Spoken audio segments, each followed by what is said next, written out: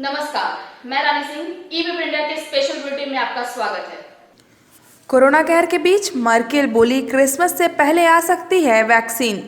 Germany भी corona virus के कहर से जूझ रहा है। यहाँ 2 नवंबर को शटडाउन कर दिया गया था। इसके बाद रेस्टोरेंट, बार, स्पॉट्स और मौज मस्ती करने की जगह बंद कर दी गई थी, लेकिन स्कूल, दुकानें और हेयर सैलून खुले रखे गए थे। उन्होंने कहा, यह समस्या को तुरंत तो दूर नहीं करेगा, लेकिन सुरंग के आखिर में रोशनी है। इधर भारत में भी तैयारियां हो रही हैं तेज। कोरोना वैक्सीन को लेकर पूरी तैयारी, कुछ हफ्तों में पूरी दिल्ली को दे सकते हैं डोज। स्वास्थ्य मंत्री सत्येंद्र जैन ने कहा कि जिस समय भी वैक्सीन मिलेगी, दिल्ली के पास पर्याप्त इंफ्रास्ट्रक्चर और सिस्टम है।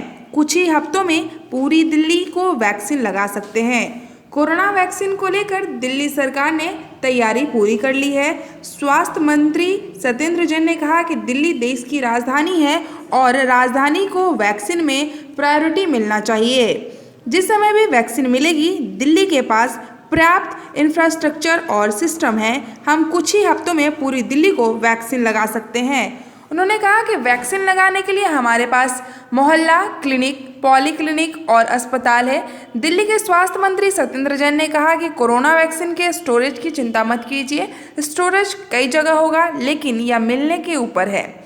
वैक्सीन के स्टोरेज इक्विपमेंट के साथ ही होता है, ड्राई आइस में उसे स्टोर किया जाता है। उन्होंने कहा, दिल्ली में संक्रमण दर 8.65% है, जबकि 7 नवंबर को सबसे अधिक 15.26% संक्रमण दर थी। स्वास्थ्य मंत्री सत्येंद्र जैन ने कहा कि 7 नवंबर से संक्रमण दर लगातार घट रही है। साथ ही दिल्ली में 7 नवंबर को RT-PCR टेस्ट की संक्रमण दर 30% थी, जो कम होकर 15.84% हो गई, जबकि एंटीजन टेस्ट की संक्रमण दर 8.35% थी, जो अब 2.61% तक घट गई है। क्योंकि अब RT-PCR टेस्ट बड़ी संख्या में हो रहे हैं, तो ओवरऑल संक्रमण दर 40% तक कम हो गई है। दिल्ली में नाइट कर्फ्यू के सवाल पर स्वास्थ्य मंत्री सत्येंद्र जैन ने कहा कि हम हालात पर नज़र बनाए हुए हैं।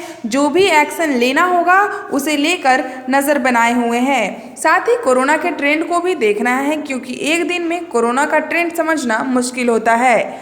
आगे देखना होगा कि संक्रमण दर कम होती है या ऐसा ना हो कि रिवर्स हो जाए।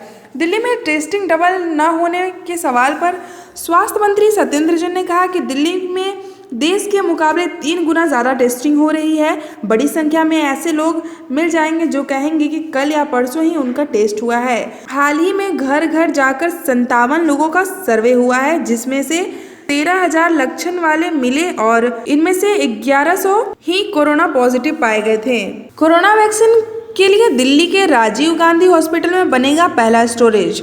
राजीव गांधी सुपर स्पेशलिस्ट अस्पताल के अधिकारी के मुताबिक ग्राउंड फ्लोर, फर्स्ट फ्लोर और तीसरा फ्लोर स्टोरेज के लिए दिया जाएगा। तीनों फ्लोर मिलाकर करीब 7,000 से 8,000 स्क्वायर मीटर का एरिया होगा। दिल्ली के राजीव गांधी सुपर स्पेशलिस्ट अस्पताल में पहली कोविड-19 वैक्सीन स्टोरेज फैसिलिटी तैयार होगी। एक वरिष्ठ अधिकारी के मुताबिक अस्पताल से स्टोरेज फैसिलिटी के लिए जगह मांगी गई थी। अस्पताल की मेन बिल्डिंग से अलग एक यूटिलिटी ब्लॉक है, उस हिस्से को स्टोरेज फैसिलिटी के लिए हैंडओवर किया गया है। यानी राजीव गांधी सुपर स्पेशलिस्ट अस्पताल से ही कोरोना वैक्सीन का डिस्ट्रीब्यूशन का काम किया जाएगा। नई ताज़ा खबरों के लिए देखते रहिए ईबीपी इंडिया।